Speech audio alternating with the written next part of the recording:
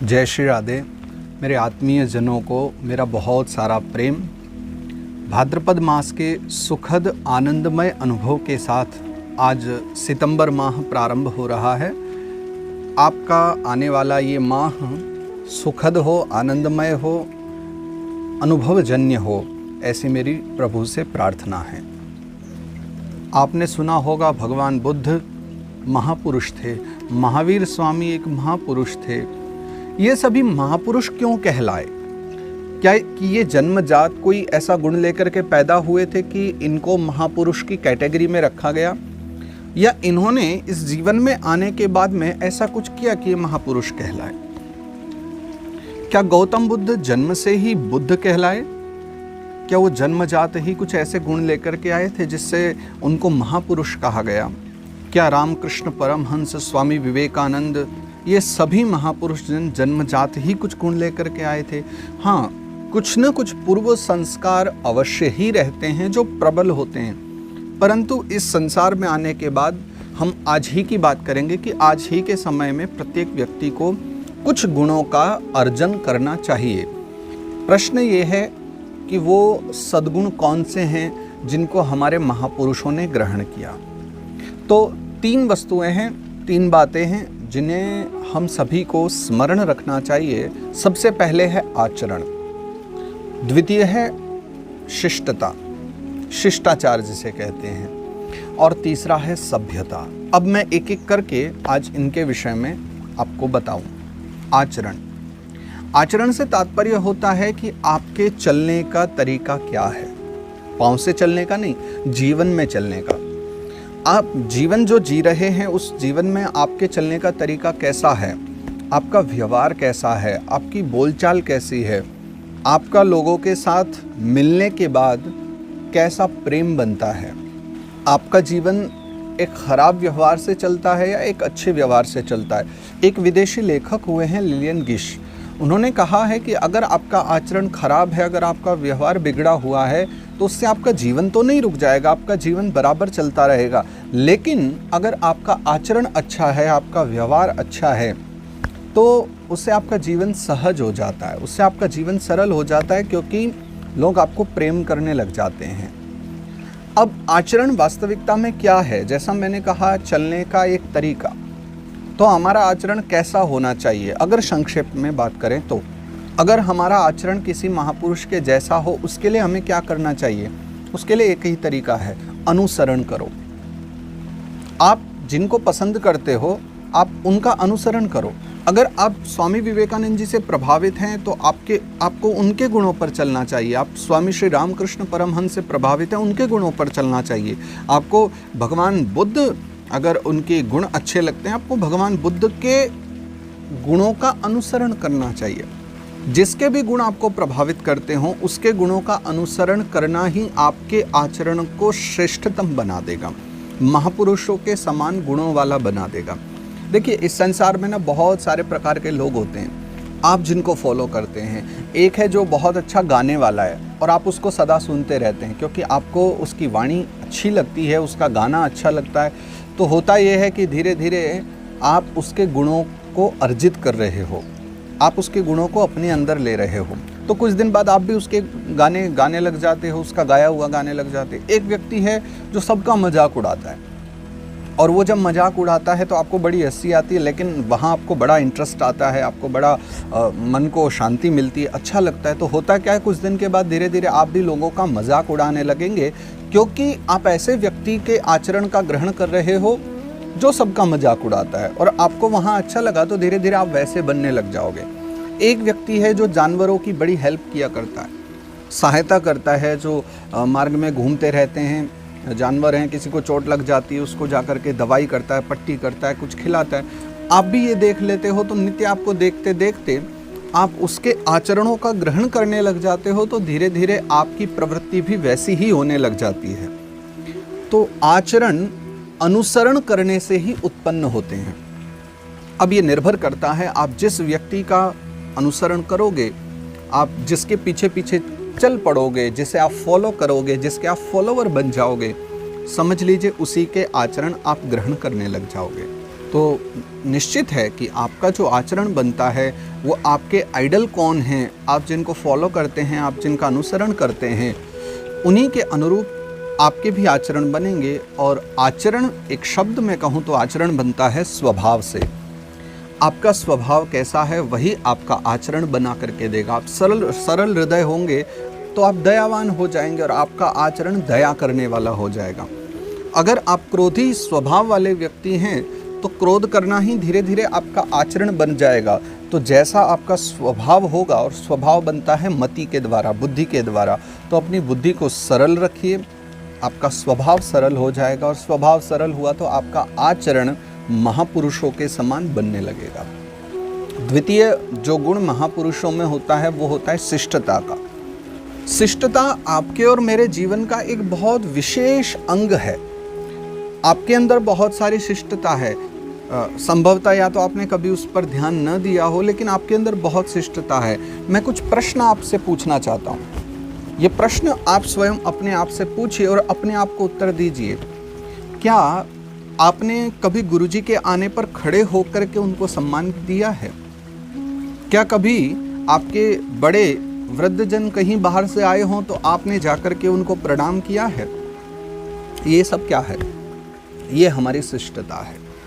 आप बस में यात्रा कर रहे हैं और अचानक वहाँ पर कोई महिला गाड़ी में चढ़ती है, बस में चढ़ती है, तो क्या आपने खड़े होकर के, जब देखा कि कहीं और सीट नहीं है, तो क्या आपने खड़े होकर के कभी महिला को बैठने को सीट दी है?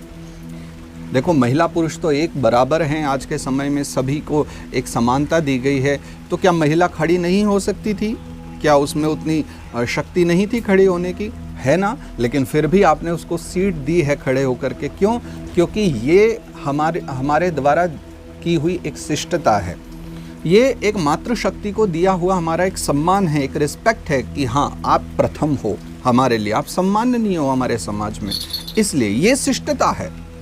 कभी आप गाड़ी में बैठ करके और रोड पर गाड़ी भगा करके चले जा रहे हैं और आपका कुछ खाने का मन किया तो चिप्स और कुरकुरे निकाल करके आपने खाए और खाने के बाद में खाली पाउच को चलती गाड़ी से बाहर रोड पर फेंक दिया। क्या आपने कभी ऐसा किया है? अगर किया है तो ये अशिष्टता है। और अगर आप उसको गाड़ी में ही रख लेते हैं, सही समय आने पर अगर उसको बाहर फेंकते हैं, ये एक शिष्टता है। जब कुछ व्यक्ति बात कर रहे होते हैं तो दौड़े दौड़े जा करके अपनी बात न सुना करके उन व्यक्तियों की चर्चा को पहले शांत होने देना, खत्म होने देना और फिर अपनी बात को कहना। क्या आपने कभी ऐसा किया है? आप एक शिष्ट व्यक्ति हैं। शिष्टता कोई बहुत बड़ी वस्तु नहीं है। शिष्टता छोटी छोटी हमारे जीवन के बहुत सारे अंग हैं जो हर एक व्यक्ति को ग्रहण करना चाहिए। महापुरुष बनने के लिए कोई कोर्स करने की आवश्यकता नहीं है। महापुरुष बनना हमारा लक्ष्य नहीं है। हमारा लक्ष्य होना चाहिए एक अच्छे आचरण वाला व्यक्ति बनना। तो शिष्टता तो हमारे जीवन का एक बहुत अभिन्न अंग है जो पल पल में, समय समय पर हमें जिसका पालन करना होता है। कभी आपने ऐसा किया है कि आपने किसी व्यक्ति को फ़ोन लगाया हो और फ़ोन लगा करके कहा हो, पहचानो मैं कौन हूँ? पहचानो। एक तो नए नंबर से आप फ़ोन करते हो और नए नंबर से फ़ोन करके फिर उसी से जिद करते हो कि पहचानो मैं कौन हूँ। और व्यक्ति अगर एक दो बार शर्मा करके, संकुचित होकर के कह भी दे कि हाँ पहचान तो रहा हूँ या नहीं पहचान पा रहा हूँ, और फिर भी आप, अरे आप तो पहचाने ही नहीं, भूल गए आप तो हमको, ये बहुत धृष्टता है, ये भी अशिष्टता है। मुझे याद है, मुझे कुछ दिन पहले एक कॉल आई थी और उन्होंने कहा कि आप पहचानिए, तो मैं नहीं पहचान पाया। स्वाभाविक सी बात है कि एक नए नंबर से कॉल आए और अगर कभी महीनों में एक बार कोई व्यक्ति फ़ोन करे आपको तो थोड़ा पहचानना, वर्षों में कोई कॉल करे तो संभव नहीं हो पाता। उन्होंने काफ़ी प्रयास किया और हम नहीं पहचान पाए। अब हुआ ये कि थोड़ी देर हमने ज़िद की कि आप बता दीजिए अब आप कौन हैं, आपका नाम बताइए। तो उन्होंने जब आप अपना नाम बताया तो मैं तब भी नहीं उनको पहचान पाया, क्योंकि उन्होंने जो अपना नाम बताया तो उस नाम के लगभग मेरे पास 10-12 नंबर मेरे फ़ोन में थे और मैंने तुरंत के तुरंत उन 10-12 लोगों को स्मरण किया, परंतु वो उनमें से कोई भी नहीं थे। ये शिष्टता नहीं है। अगर आप कभी स्वयं से किसी को फ़ोन करते हैं तो आपका धर्म बनता है, चलो मित्र है तो थोड़ी देर के लिए हो जाता है, परंतु शिष्टता ये है कि सदा एक बात अपने आचरण में ले आओ कि जब भी आप फ़ोन करो फ़ोन करते ही सबसे पहले स्वयं ही बता देना चाहिए कि मैं इस स्थान से ये व्यक्ति बात कर रहा हूँ। ये शिष्टता है। क्या आपने कभी ऐसा किया है? अगर किया है तो ध्यान रखिए कि आपको किस प्रकार करना चाहिए। इस शिष्टता का बहुत ध्यान रखना चाहिए। और ये मैं इसलिए बता रहा हूँ कि जो आप कम से कम मुझे देखने वाले लोग हैं, ये इस बात को बहुत आगे तक फैला सकते हैं। जब भी आपके पास कोई फ़ोन आए और इस प्रकार करे तो कम से कम उनको ये शिष्टता तो सिखाइए कि स्वयं बताना चाहिए, अपना परिचय देना चाहिए। उसके बाद बात करने में जो आनंद होगा ना, वो ज़्यादा अच्छा होगा। वरना होता क्या है कि कई बार फिर हम संकुचित हो जाएंगे। बात तो कर लेंगे परंतु हम उसको पहचान नहीं पाए और सामने वाले ने फिर अपना परिचय दिया तो बात तो करेंगे परंतु फिर मन में ये होगा कि ये जल्दी से जल्दी बात ख़त्म हो जाए तो ठीक है, क्योंकि हमारे अंदर एक संकोच की भावना आ जाती है कि हमने इसको पहचाना नहीं। और सामने वाला अगर स्वयं से ही अपना परिचय दे दे तो सोचिए कितना अच्छा लगेगा कि फिर बात करने में भी ज़्यादा आनंद आएगा। तो छोटी छोटी शिष्टताएं ही व्यक्ति को श्रेष्ठ बनाती है। तो आचरण अच्छा हो, व्यवहार अच्छा हो और उसके साथ में हमारे अंदर शिष्टता तो बहुत ज़्यादा होनी चाहिए। जितनी अधिक शिष्टता आप में होगी, लोग आपको उतना ही ज़्यादा बहुत पसंद करेंगे, आपसे प्रेम करेंगे। और तीसरी बात, सभ्यता। आचरण और शिष्टता ये एक सामान्य सी बात है, परंतु सभ्यता हर एक संस्कृति की अपनी अपनी होती है। सभ्यताएं बहुत सारी होती हैं। अगर मैं अकेले भारतवर्ष की बात करूं तो हमारे अकेले भारतवर्ष में ही अनेकों सभ्यताएं हैं। अगर उत्तर से दक्षिण तक, पूर्व से पश्चिम तक देखा जाए तो इस विशाल भारतवर्ष में अनेकों सभ्यताओं का जन्म हुआ है और अनेकों सभ्यताएं आज भी यहाँ पर फलती फूलती रहती हैं। सभ्यता को मैं एक शब्द में कहूँ तो एक संस्कृति, तरह तरह की संस्कृति, एक विविध संस्कृतियों वाला देश ही हमारा भारतवर्ष है और हर एक संस्कृति का अपना महत्व होता है। सभ्यता का एक शाब्दिक अर्थ कहूँ तो जो आपको सभ्य बना दे वो सभ्यता है। हाँ, ये हो सकता है कि हर स्थान की अपनी अपनी सभ्यता व्यक्ति को अलग अलग रूप से सभ्य बनाती है। जैसे अगर आप उत्तर भारत की बात करें या दक्षिण भारत की बात करें, मैं एक सिर्फ उदाहरण ले रहा हूँ। अगर दोनों व्यक्ति के खाने का जो तरीका है वो भेद है, उसमें अगर वो विभिन्न है तो विचार कीजिए कि अगर कोई दक्षिण का व्यक्ति उत्तर में आकर के भोजन करता है, ये आप उदाहरण किसी प्रकार भी ले सकते हो, कहीं पूरे विश्व से कहीं का भी ले सकते हो कि विचार करके चलिए कि किसी दूसरे देश का व्यक्ति भारत में आकर के जब भोजन करता है तो उनके यहाँ जो भोजन करने का तरीका है कि वो चम्मच और कांटे के साथ केले को काट करके खा रहे हैं, तो हमारे भारतवर्ष में उसको देख करके लोगों को थोड़ी सी हंसी आएगी। तो हम लोग हंसेंगे कि ये किस प्रकार से भोजन कर रहा है। और हमारे इधर का व्यक्ति, हम लोग हाथों से खाने वाले हैं, और अगर हम लोग जाकर के ऐसे स्थान पर खाना खाएं जहाँ पर लोग वो कांटे चम्मच से, छुरी से, चम्मच से वो चावल खाएंगे, और भारत का व्यक्ति जाकर के अगर हाथों से चावल खाए तो थोड़ा सा लोगों को लगेगा कि असभ्य। वास्तविकता में असभ्य नहीं, वो संस्कृति अलग है। ये अच्छा हुआ है कि जब से एक दूसरे देशों को लोग जानने लगे, एक दूसरे की संस्कृति को सोशल मीडिया के माध्यम से जानने लगे, तो अब इन बातों में ज़्यादा भेदभाव नहीं रह गया। पहले ये बहुत ज़्यादा होता था, मानते थे कि ये असभ्य है, क्योंकि ये नहीं जानते थे कि उनकी सभ्यता में यही सभ्यता है, यही एक सभ्य तरीका है भोजन के करने का। तो जीवन में बहुत सारे जो जीने के तरीके होते हैं, जो खाने पीने के हो या अन्य प्रकार से हो, सभ्यता एक शब्द में कहें तो संस्कृति, और अपनी अपनी संस्कृति का पालन करना ही आपकी सबसे बड़ी सभ्यता है। अगर आप अपने एक समाज की रक्षा करना चाहते हैं, आप अपने पूरे समाज को बनाए रखना चाहते हैं, तो आपको अपने समाज की जो सभ्यता है, संस्कृति है, उसकी रक्षा करनी पड़ेगी। आपने कबीले के लोगों को देखा है, ट्राइब्स होते हैं, उनको कभी देखा हो, वो बहुत छोटी संख्या में होते हैं, झुंड के झुंड समूह एक साथ रहते हैं, परंतु उनकी विशेष बात क्या होती है कि वो अपनी सभ्यता की सदा रक्षा करते हैं। और उनके कबीले, जो जनजाति हैं, वो आज भी जीवित हैं, क्योंकि वो समूह में रहते हैं और अपनी संस्कृति का पालन करते हैं। अफ्रीकन देशों में देखेंगे तो आपने देखा होगा कि उनके रहन सहन, उनका खान पान, उनका पहनावा, वो बिल्कुल बहुत विभिन्न हैं आज के समाज से। हम लोगों को देख करके लगता है कि ये कौन सी सदी में जी रहे हैं, हम तो 2021 में आ चुके हैं, लेकिन ये लोग कहाँ हैं अभी। क्या है कि वो अपनी संस्कृति की आज भी रक्षा करते हैं। वो प्रसन्न हैं कि अपनी संस्कृति की रक्षा करके वो जहाँ हैं वहाँ जी करके भी प्रसन्न हैं।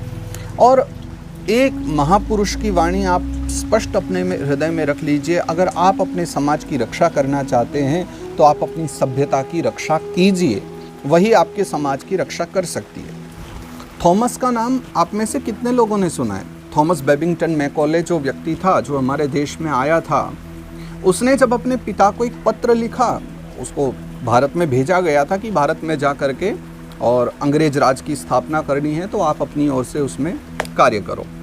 तो जब थॉमस आया, मैकॉले यहाँ पर आया, तो उसने आकर के अपने पिता को जो पत्र लिखा था तो उसमें उसने ये बात लिखी थी कि ये जो भारतवर्ष है ये संस्कृतियों वाला देश है, ये सभ्यता वाला देश है, और यहाँ की जो लोगों के हृदय में संस्कृति के प्रति, सभ्यता के प्रति जो भावना है वो बड़ी अटूट है, अगाध है।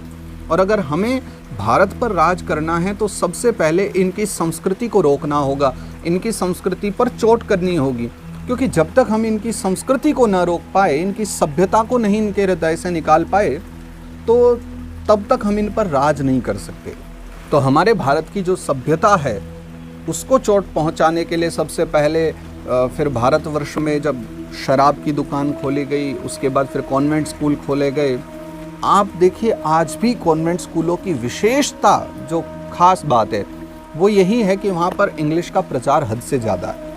वहाँ पर इंग्लिश बोलने के लिए ही बच्चों को ज़्यादा से ज़्यादा प्रेरित किया जाता है। भारतीय संस्कृति के विरुद्ध ही आज भी वहाँ होते हैं। हमने बहुत बार ऐसी देखा है, ऐसी हमारे सामने बातें आई हैं कि जहाँ पर कहीं कलावा पहनने पर, बच्चों के तिलक लगाने पर, सब चीज़ों पर प्रतिबंध है। भारतीय संस्कृति कॉन्वेंट स्कूलों से बिल्कुल दूर रहती है।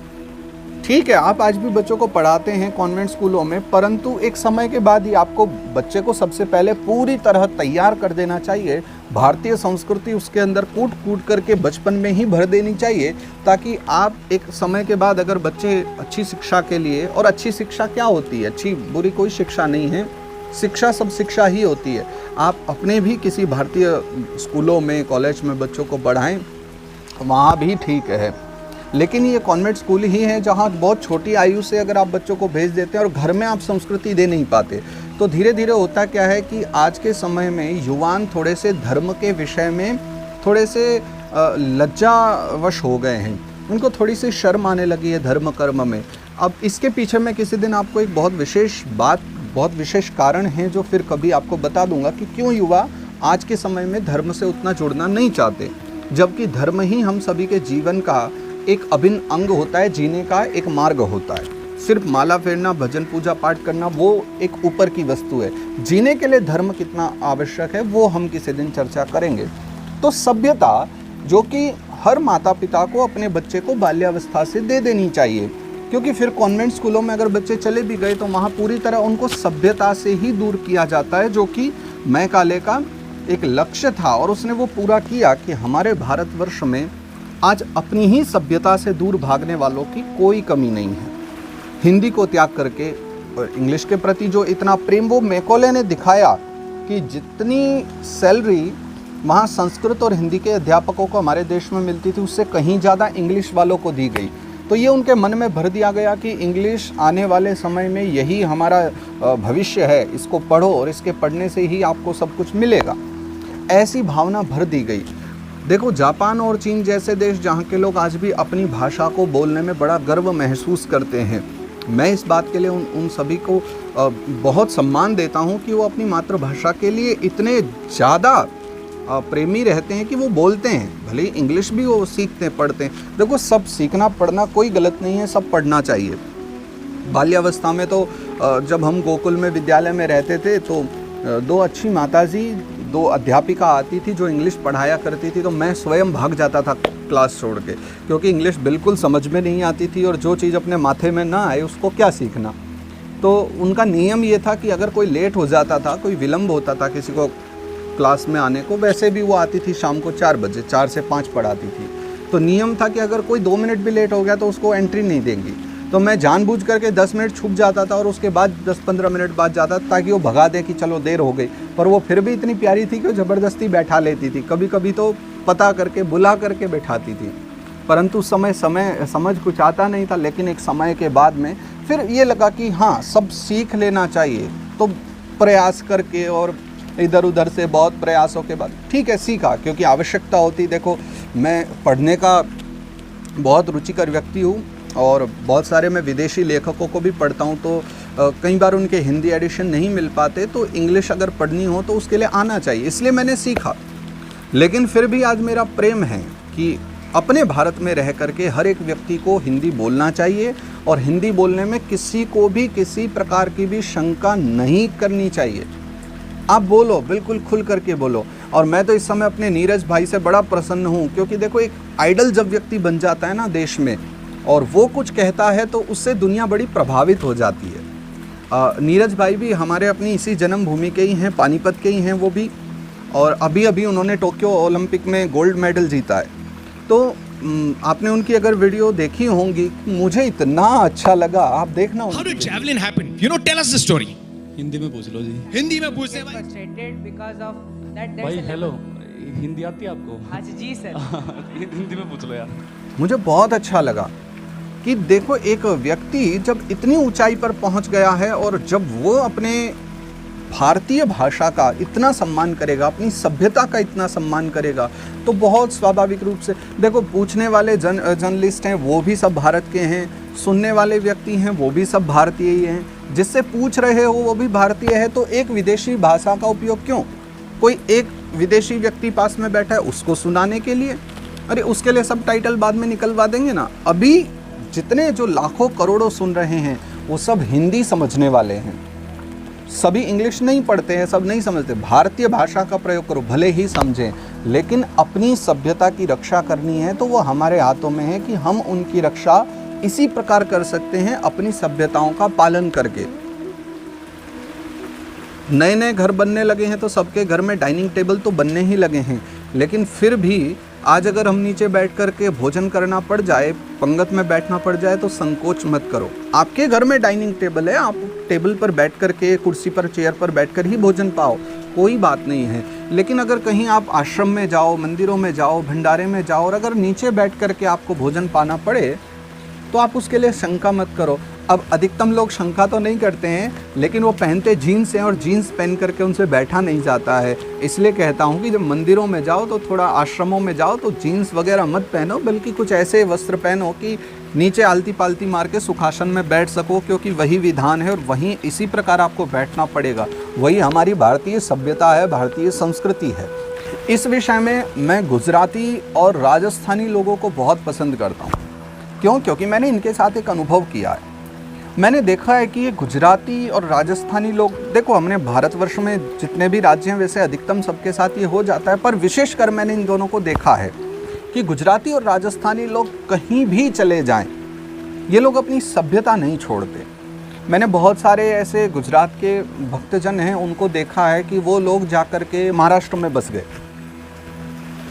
महाराष्ट्र, उनको मराठी बहुत अच्छे से आती है, हिंदी भी बहुत अच्छे से आती है, लेकिन उनके बोलने का जो लहजा है, उनका जो तौर तरीका है, उनकी जो एसेंट है, वो आज भी गुजराती रहेगी। चलो ठीक है, वो तो गुजरात से आए थे इसलिए रहेगी।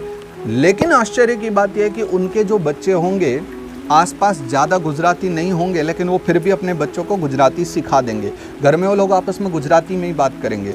और उसके बाद अगर वो बच्चा विदेश चला गया, वो भूलने वाला नहीं है। मैं बहुत सारे लोगों को जानता हूँ, हॉलैंड में, अफ्रीका में, सूडान में, केन्या में, बहुत सारे स्थानों पर बिल्कुल ऐसे जो भारतीय संस्कृति से बिल्कुल विभिन्न देश हैं, वहाँ पर बहुत सारे हमारे भारत के लोग रहते हैं, उनमें कितने गुजराती हैं। देख कर के बड़ी प्रसन्नता होती कि आज भी उनका बोलने का जो तरीका है वो बिल्कुल गुजराती है। सब गुजराती बोलते हैं, जबकि वो भारत कभी वर्षों में एक बार आते हैं, महीने 2 महीने के लिए। उनका जन्म भी वहीं हुआ है, विदेशों में, वहीं रहते हैं, वहीं पले बड़े हैं, लेकिन फिर भी अपनी सभ्यता को वहाँ भी जीवित रखे हैं। वहाँ भी गोपाल जी की सेवा करते हैं, ठाकुर सेवा करते हैं, तौर तरीके बिल्कुल वही है जीने के। और वहाँ भी उनके जलेबी फाफड़ा बनते ही बनते हैं। राजस्थान के मारवाड़ प्रदेश के बहुत सारे लोगों को मैं जानता हूँ, मेरा हैदराबाद आना जाना होता रहता है। वहाँ कितने ही लोग हैं वो वहीं पैदा हुए, बस गए। देखिए, वहाँ पर एक सामान्य, वैसे हिंदी ज़्यादा बोली जाती है और तेलुगु लोगों का भी स्थान है तो तेलुगु भी बोली जाती है। परंतु वहाँ जो राजस्थान से जाकर के बसे, अब उनके जो बच्चे वहाँ पैदा हुए हैं, तो वो दक्षिणी होने के बाद भी, दक्षिण में उत्पन्न होने के बाद भी वो अपने परिवार में ही भाषा को सीखे हैं। मैं इन सभी को बहुत धन्यवाद देता हूँ कि जो अपनी सभ्यता को इतने अच्छे से पालन कर रहे हैं और बाकी को सीखने के लिए कहता हूँ कि देखो इस प्रकार से किया जाए। कहीं भी रहते हुए वहाँ की भाषा को भी सीख रहे हैं और साथ ही साथ अपने बच्चों को जो कि वहीं पैदा हुए अपनी भाषा भी सिखा रहे हैं, अपनी संस्कृति के विषय में भी बता रहे हैं। तो ये तो हमारा पूरा परिवार है। देखो घर के चारों कोने एक बराबर नहीं होते हैं, एक घर के कोने में अलग अलग विभिन्नताएं होती। तो हमारे भारतवर्ष की संस्कृति विविध प्रकार से बड़ी अद्भुत है, अनेक प्रकार की है। परंतु अच्छी बात यही है कि हमारे भारत का व्यक्ति कहीं भी जाए वो अपनी सभ्यता की रक्षा करे, संस्कृति की रक्षा करे, क्योंकि सभ्यता ही हमारे गुणों की जननी होती है। सभ्यता हमें एक देश प्रेमी बनाती है, हमें सभ्यता ही एक राष्ट्रवादी बनाती है, एक राष्ट्र प्रेमी बनाती है। इसलिए सभी अपनी सभ्यता की रक्षा करें और सभ्यता का पालन करते हुए ही आगे बढ़ें। तो 3 गुण हैं, आचरण, व्यवहार, शिष्टता, शिष्टाचार, और तीसरा है सभ्यता, संस्कृति। इन तीनों गुणों का जो पालन कर ले और अच्छे से पालन कर ले वो महापुरुष हो जाता है। मैंने बहुत सारे महापुरुषों के नाम लिए थे, यथा स्वामी विवेकानंद हैं, विदेशों में भी स्वामी विवेकानंद गए। आज तक उनका भाषण बड़ा प्रसिद्ध है जो उन्होंने शिकागो में दिया था। परंतु आप कभी भी उस क्षण को याद करें, स्वामी जी सदा भारतीय परिवेश में ही जाते थे, भारतीय परिधान में ही जाते थे। ये अपने देश के प्रति एक प्रेम है, अपने स्वदेश के प्रति एक प्रेम है। तो बस यही है कि इन 3 गुणों का पालन करने से ही आपका जो जीवन है श्रेष्ठ होता है, एक महापुरुषों के समान होता है। श्रेष्ठ आचरण करें, महापुरुषों का आचरण करें और अपने जीवन को सन्मार्ग की ओर प्रेरित करते रहें। आप सभी के कल्याण के लिए मैं भी भगवान से प्रार्थना करता हूँ। और आज यही हम विश्राम देते हैं चर्चा को, पुनः फिर मिलेंगे। और तब तक के लिए भादो मास का आनंद लीजिए, वर्षा का खूब आनंद लीजिए, और फिर हम आप सब मिलेंगे, पुनः चर्चा करेंगे। और आप सभी स्वस्थ रहें, मस्त रहें, आनंदित रहें। पुनः मिलेंगे, तब तक के लिए आप सभी को सादर जय श्री राम, जय श्री कृष्णा, राधे राधे, प्रणाम।